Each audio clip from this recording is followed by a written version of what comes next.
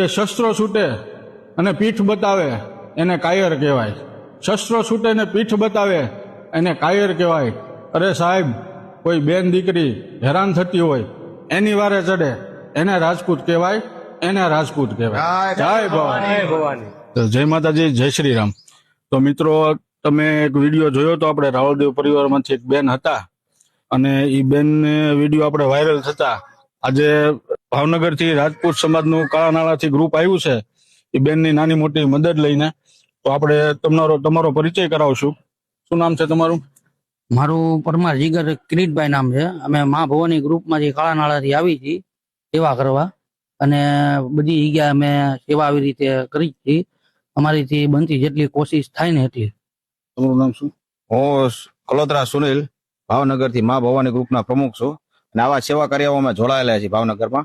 અને આપણી ભાવનગરની જનતાને એક મેસેજ આપવાનો કે કોઈ બી આવી તકલીફ હોય તો અમારા ગ્રુપને જાણ કરો, તો જેથી કરીને અમે થોડીક ઘણી અમારીથી પૂરતી જે સેવા થશે એ અમે બનતી કરશું. મારું નામ સિગ્નેશ ચૌહાણ છે. હું મા ભવાની ગ્રુપમાં વેલ્ડિંગ કરું છું, સેવા કરું છું. મારું નામ મનોજભાઈ કલોદરા છે. મા ભવાની ગ્રુપના સભ્ય છું. આવી રીતના બનતી સેવા અમારી જે થાય એ કરી.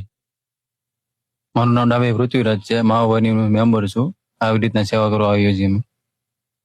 જિગ્નેશ ચૌહાણ, મા ભવાની ગ્રુપમાંથી આવી છીએ ભાવનગર, અને આવા સેવાકીય પ્રવૃત્તિમાં અમે અગ્રેસર રહીએ છીએ. મારું નામ છે ગોવિંદ પ્રજ્ઞેશ, મા ભવાની ગ્રુપના મેમ્બર છીએ. આવું સેવા કાર્ય કામ હોય તો અમે કરીએ છીએ. મિત્રો, તમે સાંભળ્યું એમ કે આ રાજપૂત સમાજના ભાઈઓ કે દુનિયાને અલગ સંદેશો દેવા આજ નીકળ્યા છે અને આપણે એમનો કિંમતી સમય કાઢીને આજે સિહોરી આવ્યા છે. તો આ ઘટનામાં એક પંક્તિ હું કહેવા માંગીશ કે શસ્ત્રો છૂટે અને પીઠ બતાવે એને કાયર કહેવાય.